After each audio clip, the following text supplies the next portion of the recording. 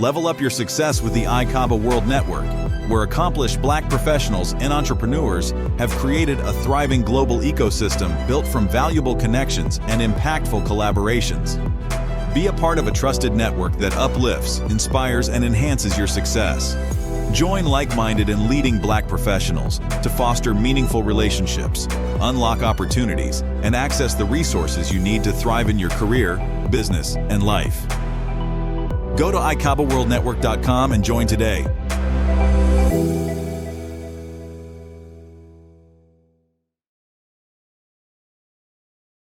Welcome to the October 26th edition of Black Professionals Month. And we are so happy that you're here with us. We are here to step up, stand out, and break through into higher roles of leadership and generating sustained wealth for Black professionals worldwide. We are convening so that we can connect, collaborate, and build a trusted online community of Black professionals worldwide. Well, I know that you're fired up and you're ready because you are here. And so today we're going to hear from someone all the way out on the West Coast of California in LA, going to talk to us about utilizing influencers in your market strategy. And her name is Kristen Hutchinson, and she is the Director of Talent and Influencer Relations with 2 Degrees Ventures. She's a graduate of Howard University's Business School, and throughout her career, she's had the pleasure of executing top-tier marketing campaigns that speak to both the general and multicultural market. After graduation from Howard University, she began her career at Allied Integrated Marketing, where she was responsible for leading the New York marketing and PR efforts for STX Films, Lionsgate, Warner Brothers, and Netflix. During her tenure, she successfully managed film and television campaigns targeting the African-American audience for titles such as The Fate of Furious and Hidden Figures. Kristen has proved to be skilled in talent and brand integration, event management, grassroots promotions, media relations, and digital influencer marketing. After a time at Allied, she transitioned over to United Entertainment Group, where she led the influencer and celebrity partnerships for clients such as Schwab, Vaseline, and Emerge. In her new role, she continues to use innovative influencer marketing strategies for both earned and paid programs to promote her clients' brand and their initiatives. Ladies and gentlemen, without any further ado, I present to some and introduce to others, Ms. Kristen Hutchinson, and the next sound that you hear will be Kristen. And thank you so much, Kristen, for being here with us today, and we're looking forward to hearing from you. Thank you for that very nice introduction. So I'm super excited to be speaking with you all today, especially for Black Professionals Month. And so I'll definitely make this very simple and just been talking about influencer marketing and really how to integrate influencers into your marketing strategies. I'm not sure how familiar everyone is with influencer marketing. What is an influencer? You know, it's kind of like changed and it's an ever evolving concept. So definitely we'll kind of like start from the beginning and define like what influencers are, who is an influencer, and then really just like how to incorporate that into your business strategy. So what is an influencer? So it really can honestly be anyone. I think everyone in this chat is pretty much an influencer. And so, you know, using them is kind of like a social media marketing, and you're endorsing and product mentions from influencers and individuals who have a dedicated social following and are viewed as experts within their niche. And so there are typically 4 different types of influencers. You have your nano influencers, which are between 1,000 and 10,000 followers, which I guess, you know, I'm pretty sure that everyone kind of has that across their social media platforms. And then you also have your micro influencers between 10K and 100K followers. You have macro influencers that are 100K to 1 million followers. And then you have your mega or celebrity influencers who are typically 1 million plus. So, and you'll see them across like TikTok, Instagram, Facebook, YouTube, Pinterest. It kind of runs the gamut as far as like social media platforms. And so they are kind of really the main stake as far as like top brands marketing strategies. So if you've seen, I'm trying to think of a program that's launched Megan Thee Stallion, which I'm sure a lot of people are familiar with. She's, one of your, typically considered like a celebrity or mega influencer. And so having her create content, having her have a limited edition, merch line. And she recently launched the collaboration with Popeyes this past week. And so she's now becoming a franchise owner at Popeyes. She has her own like limited edition hot sauce along with merch line. So that's one of the really cool examples of how to use influencers in your marketing strategy. But I'll also kind of like give you a breakdown of how to use that on a smaller scale for your business. And hopefully you'll be able to kind of, use them and how you see fit. As far as influencer marketing and how it's effective, these influencers, a lot of the generation, the millennials and the generation Z, they've kind of like grown up with these individuals over the past, I'll probably say 10 years. And so there's a high amount of trust that the audience has with them. They trust them for recommendations for products. They trust them, if it's, beauty and fashion trends, if it's things for your family, different food recommendations, even in regards to different events. They really kind of look to them as, the trendsetters to how they want to, incorporate or like how they want to live their life. And so that's why they've been so effective in marketing strategies today. And one of the things that's really great and that we've seen over the past year since the pandemic hit is, once COVID kind of shut everything down, influencers were really the only way to kind of get brand messaging and content across. We didn't have any events, so there were no experiential activations. People weren't leaving their house. They were literally on their phones 24/7. And so brands really kind of like up their influencer marketing game with incorporating influencers. During the pandemic, I was at UEG, and we really kind of shifted all of the marketing dollars to influencers. Just to make sure that we're, getting content out, we're, having different social media activations, just to keep the brand at, the top of our consumers' minds. So one of the few ways to use these influencers is either by using them to increase your brand awareness, using them for conversion or drive intent to purchase, then also using them to create branded content. And if you've known anything about marketing in the past few years, is that content is king. If you don't really have content that's living on the social media landscape, then it's really kind of hard to push your product, especially if you're e-commerce or any, if you're a brick and mortar business as well. So that's something that, you can use these influencers for. If you want to use an influencer to increase brand awareness, you are looking for someone who has a really large reach. Probably a macro influencer with 100K or above.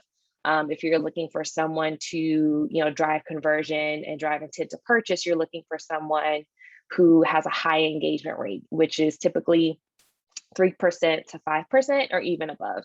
But at this industry average is usually 3% to qualify as a really good engagement rate. So these are the type of things to use influencers for in your business, but definitely creating content and driving brand awareness and driving intent to purchase is pretty much the key pillars for that.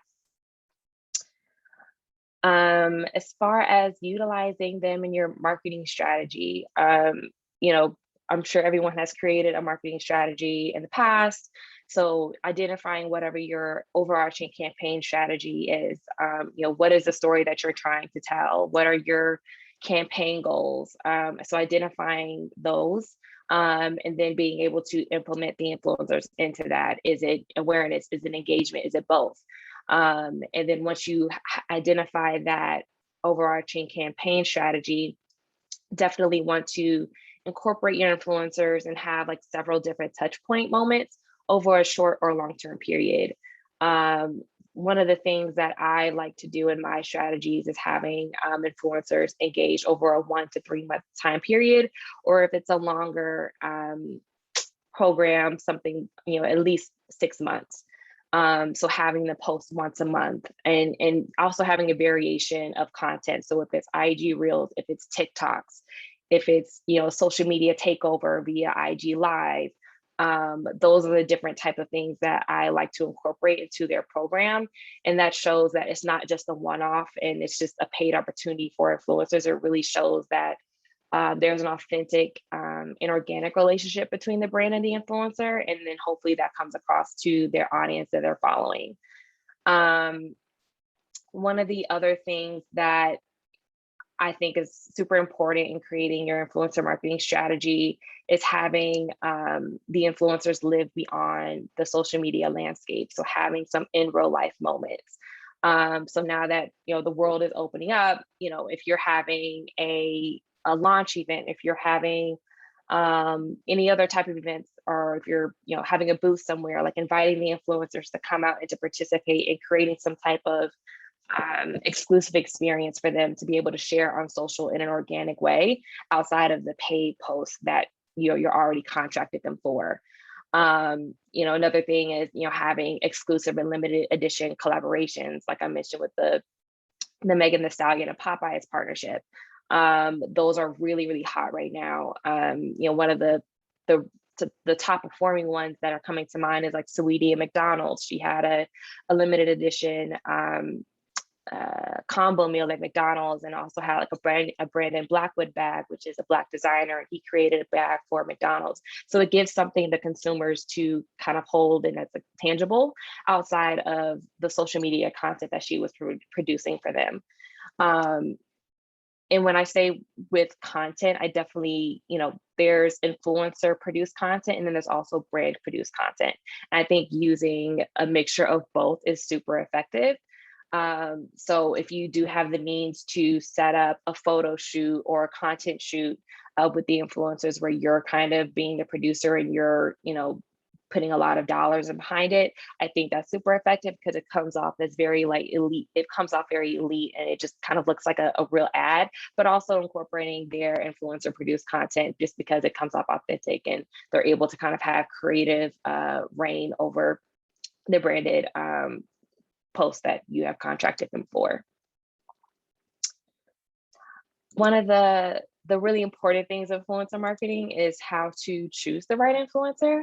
And a lot of the questions that I always get for, the job that I do is like, where do I find them and how do I find them? So once you kind of identified your marketing strategy, you definitely want to create a list of criteria. So if it's, you want someone who lives in the South Florida area, if you want them to have a reach of 10,000 followers across social media brands, if you want them on TikTok versus Instagram, if you're trying to reach a specific demo, let's say 25 to 29, and then what type of actual content they produce, whether it's if you're looking for someone who is more tutorial based and you have a beauty brand, you definitely want someone who's really big into video content, so they're able to showcase the product and how to use it.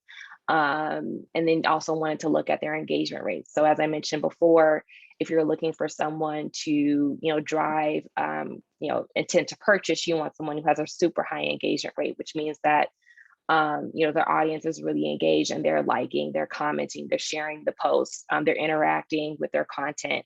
They're swiping up on the swipe up links that they post on their feed. Those are the type of things that you're looking for.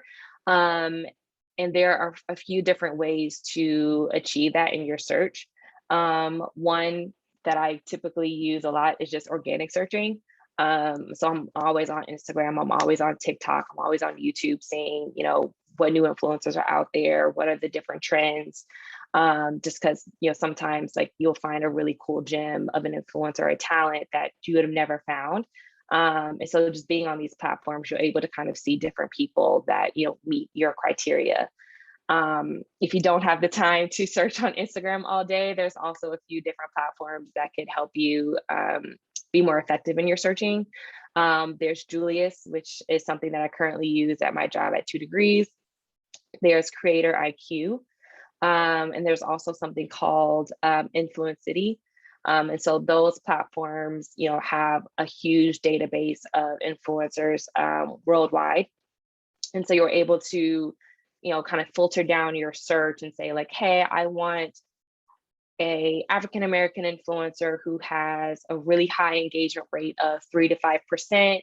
They, their audience is 50% between the ages of 25 to 29. The audience is also, 30% African American, 30% Hispanic. So you're really able to kind of like narrow down on who you're trying to target with these different influencer platforms. And there's also, there's a ton of different other capabilities with them, but you're also able to manage your campaign. And so you're able to get the metrics from them. And you're able to also get like their contact information on these sites sometimes as well.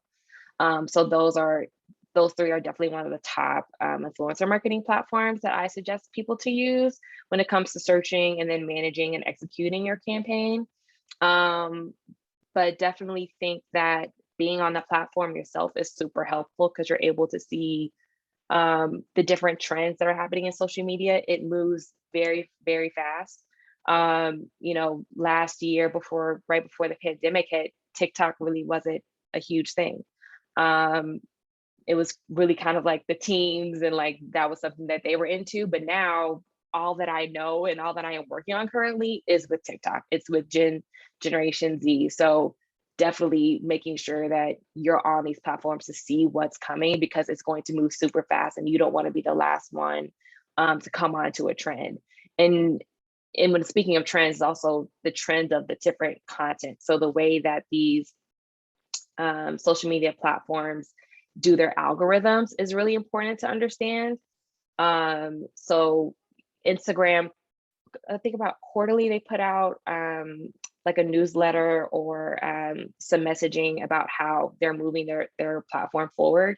Because obviously they're trying to compete with TikTok. And so they've announced that they're prioritizing IG Reels over static feeds. They don't want to be a photo platform anymore. They really want to be about video content. So knowing that you want to be able to, incorporate IG Reels and more video content into whatever influencer that you've contracted for posting. So just little things like that are super important into identifying your influencer and identifying your strategy on whatever you're going to do. So definitely advise at least like an hour or two a day of like just searching on TikTok and Instagram just to see what's going on and what's high, what's trending.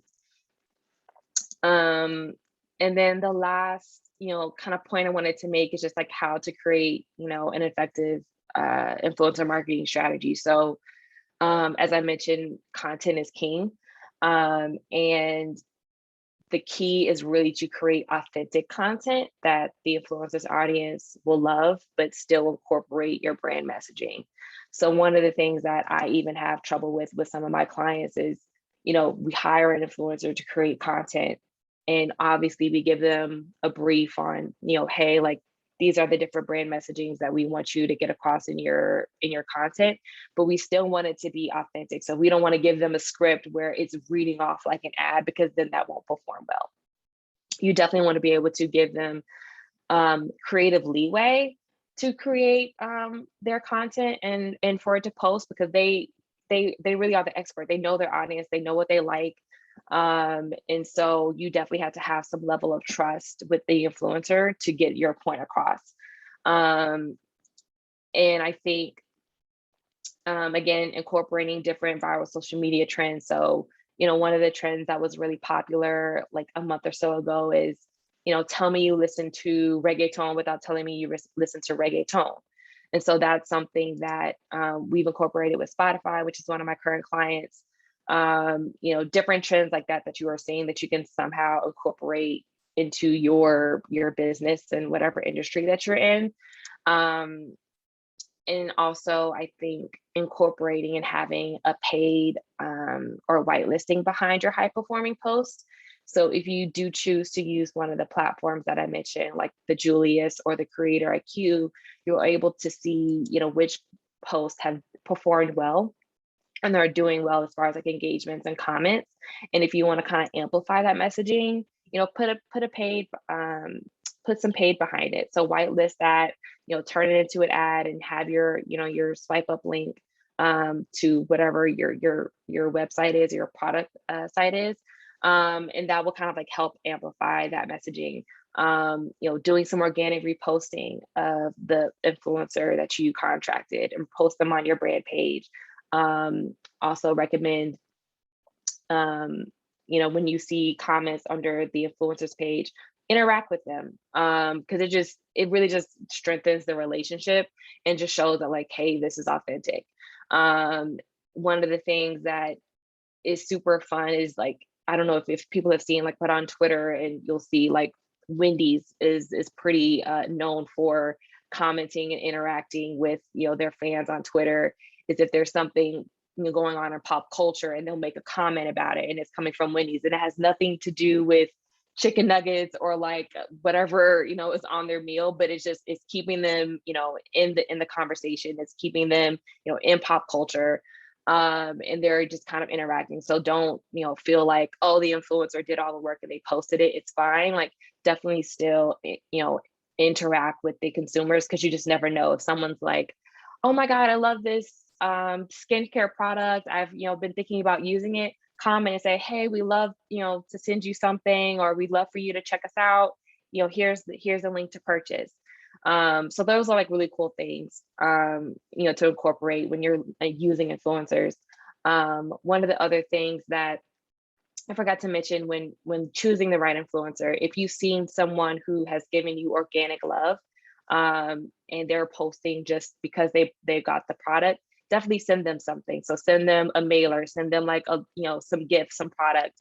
Just say, hey, like, we saw that you posted about our skincare product, wanted to give you some extra product. And then usually, they'll repost again, or that can be the start of a relationship as far as like a paid perspective. So those are like the little tidbits on influencer marketing that I think are really key. And definitely consider and incorporating that into your strategy. I think it's super effective. There's always been talks of if influencer marketing is a fad. I definitely don't think so. It's something that's ever evolving. And I definitely once Generation Z kind of gets older, they're still going to be using it. And there's even talks about the generation after them, they're super into social media. So definitely don't think it's something that's going to go away. And so right now, just kind of like getting into it. You're never too late to get into influencer marketing. I've seen brands kind of blow up off of one social media post, from a celebrity or even an influencer, and they really kind of built their brand ethos and their brand presence on the internet and social media. So you just never know. Sometimes it really just takes that one post from an influential person to kind of like give you the sales that you need and to like catapult your brand. So that's all I have. Anyone has any questions, please let me know. Happy to answer anything. Hi, Kristen, it's Zoe. I don't know if you can see which screen I'm on. Yes. So quick question for you, maybe not so quick. Knowing nothing about social media other than it exists, I'm a LinkedIn person, that's all I use, really. How do you choose which format to go on to in the influencer? So somebody might be really big on one social platform, but not as big on another. And do you, how do you go about selecting and then selecting the platform? Yeah, I think that's actually a really good question. I think it's dependent upon who you're trying to target. So if you're targeting a Gen Zer, obviously TikTok is the way to go. That's where they live. If you're targeting the millennials and like the older skewing millennials and like moms, definitely want to incorporate Instagram and Facebook and even YouTube. One of the things that I've noticed is that a lot of the mom bloggers or parent bloggers, they're really, really active and they have a really high engaged audience on YouTube and Instagram. So, just doing some deep diving and just like, oh, where do people live? And then whatever content that you're trying to put out there, see which platform is the best for that. If it's a lot of, if you want like a vlog style content for someone to post, YouTube would be the way for you to go. If you want just some quick videos, IG Reels Reels on IG is like the way to go for that. So I think just depending upon who your target audience is, then you'll know specifically where to go. And LinkedIn is a social media platform in itself. Like I've, seen people posting content on social, on LinkedIn, like it's Instagram now. So you're on social media, don't worry. But yeah, I think just, kind of create your account, scroll and just see what's out there, see what other brands are doing, see what your competitors are doing. And then you'll kind of see like where to go, if that makes sense. Yeah, some of my competition uses, I'd say 1 or 2, but I was just wondering like which one's the best, and then how do you choose that influencer on the platform? So thank you. You're welcome. Kristen, this is Johnny. One of the things that I noticed that I went out, and my daughter is an influencer on TikTok. And so she encouraged me to set up an account, and I thought, no. But TikTok was easy. I mean, it's fun. And the issue that I had was staying consistent to my brand, because it was like you could pop up and say and do anything. So I was using too many filters. She was telling me, use too many filters, don't do all that. Like, no, you are not 15, that kind of thing. So don't do that. So she was giving me some instruction. So what recommendations could you provide? Because that's your space. So what recommendations would you provide? Because I found that TikTok was something that that is becoming great for me to move forward, and it's growing faster than anything else I'm doing. Yeah, TikTok is interesting. I myself was like, when it first kind of happened around like March 2020, I was like, I don't understand TikTok. It's for like people who are 17, and I'm 29, so I'm not like too old, but it was kind of old and like foreign to me. And then I finally like got on the bandwagon. But I think there's a strategy in one of the your like the hashtags on TikTok, which is very key, and it's different from any other platform that I've noticed. And if you're using the right tags, they will prioritize your content in their algorithm. So that's important. The filters, it just depends. Like they have all these really cool features of like zoom and like different effects. Like I don't think that will necessarily make a difference on how your content is performing, but definitely the key tags on like seeing what's trending. I think like right now there's like a hashtag for KFC secret menu, and it has nothing to do with any of the content that's out there, but that's just a tag that's trending. And I've literally been seeing it on almost every post that I've watched this morning, and it has nothing to do with anything. So definitely pay attention to the tags, use the fun filters. That's why they're there. And it just can only make your, content even more engaging. So that's my tip on that. Johnny, you posting on TikTok? Oh yeah, I'm under Mama Johnny Lloyd. Huh, that's awesome. Because that's what they call me. I started watching it with Patrice, and so we were doing we're doing a podcast. Yeah. And so people would say, get your mom on TikTok. And I thought, no. And so when I went out, they started following me, but she has like 30,000 plus followers. I mean, and they're really engaging, and she's very strategic about the information she provides. Right. But she loves it. That is her happy place. So she uses it as a something that she does that's fun. Even though she's giving content that's connected to her profession, it's fun for her. So she told me, don't be deep, don't make it too long, stop talking so much. She said, make it short. Their attention span is short, don't make it short. So, but it's been fun, and she's gotten 3 opportunities. And like you were saying, she was talking about Starbucks one day, and it was just like she was just talking about it. She didn't think anything was going to happen. They found it, they asked for permission to put it on their site. Then they asked her to do a commercial. When she started growing, they asked her to do that's not what it's called, it's commercial, it's not called a commercial, but whatever, and they started sending her boxes. So as she's growing, they're sending her more and more content. So she's opening the box on TikTok and doing a live because she's at that point. But I'm not there yet. I just, I'm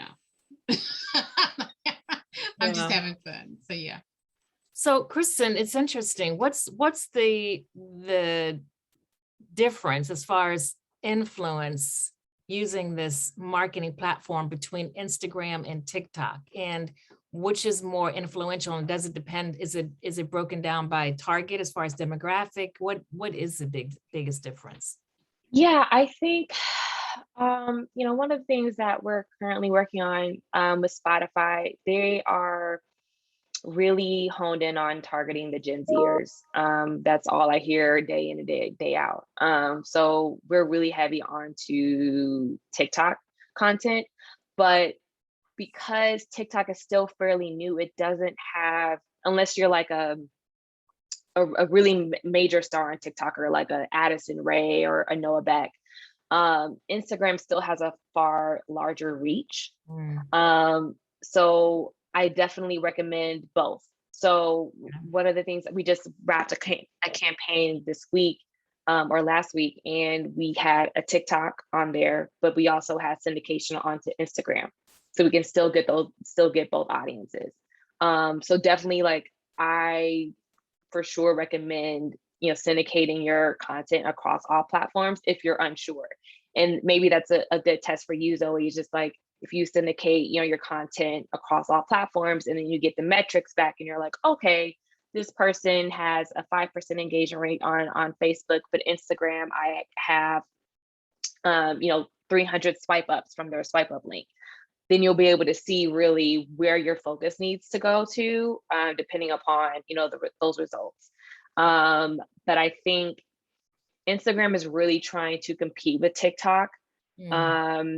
And I think they're having a little bit of a struggle with it, only because TikTok, the way they have their algorithm is very interesting, and they've been able to kind of create these random stars and these random viral moments that Instagram hasn't been able to do in a very, very long time.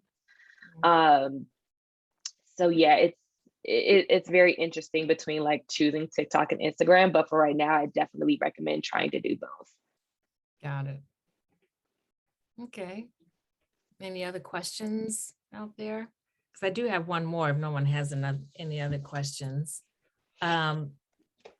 You were talking a lot about Gen Z. I'm curious to know how influential the millennials are. Are they still, has it weakened their influence? I mean, where are they in this whole social media influencer thing? Yeah, that's a really good question, because I am a millennial and I'm kind of feeling like a little left out from some of these brands because we used to be the hottest thing Right. a few years ago. Right. But I think it's shifting. So because we are kind of coming into our 30s and like people are starting families, the content is shifting, and like the brands who want to target millennials are shifting. So like, surprisingly, one of the really high performing influencers are like the mommy bloggers and the parent bloggers. I've worked with a few, and their engagement rates are just astronomical. Like they're 20% or more. So you'll start to see, food brands go to, young millennial moms or dads, or they try to, that's pretty much where the focus is.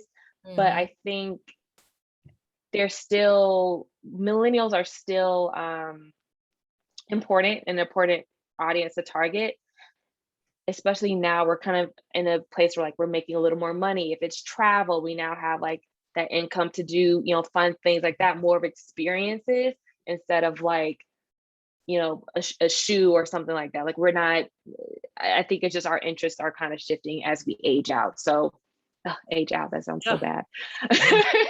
Well, what's funny is listening to you, and some of us here, a couple of us here will relate to this. You talk about, I'm a baby boomer. So where am I? Have I aged out like 20 years ago? No, I think that's interesting because there's a ton of, baby boomers who are influencers in their own right. There's one influencer, I forget her name, but she's beautiful. She's a model and she has like this beautiful head of, gray hair, and she's like a fashion girl. Like she does everything. And so we've actually worked with her for Vaseline.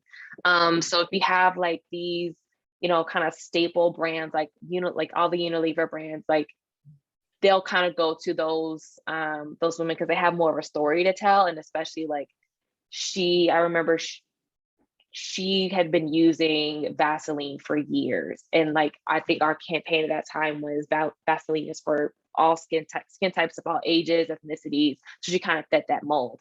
Yeah. But I definitely think depending on, what the brand is looking for, like you can find anybody on or target any audience on Instagram.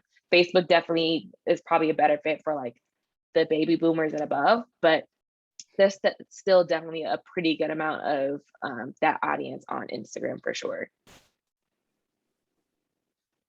Awesome. Any other questions for Kristen? This was fantastic.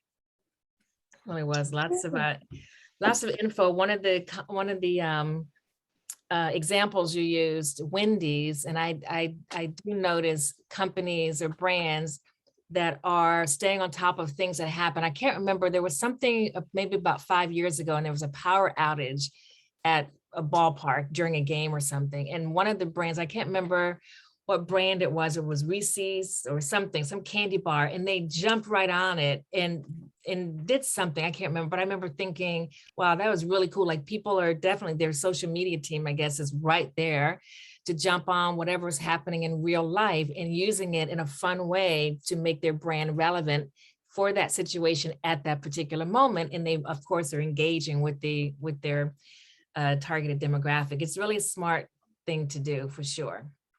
Yeah, it's definitely amazing, especially if you get it right and you're not forcing it. Yeah. I think one of the other really good examples is, I'm sure everyone's heard like of the verses that kind of like popped off and during the pandemic. And you started to see all these different brands commenting, in the verses, if it's Doritos, if it's a shoe brand, or it could be Vaseline. Like they were just all in it just because there were so many eyes tuned in on the versus battles. They just wanted to have like their name associated with it, even if they weren't a official sponsor. So I think that's definitely a cool and like trending way to just kind of like have your name out there. And cheap and inexpensive way to do it. Right. It's free to tweet. Right. Exactly. It's very smart. It's very smart. All right. So I think, man, there's a lot of information, great information for those of us who recognize the value of marketing and social media and engaging with all the platforms that you mentioned. A couple, one or two I wasn't even aware of. So I learned something today. So I thank you for that, Kristen. Thank you so much for having me. No, it's great to share. So we will be posting a replay of this session on ICABA, the ICABA World Community. So for folks who weren't able to join us live, they'll have an opportunity to watch the replay of it. So if there's nothing else, no other questions, we will wrap it up, but certainly some good tidbits about the power of social media. So thank you. All right, guys. So we will see. So we, just as an update on the schedule, this will be our last session for today. We will not have a session.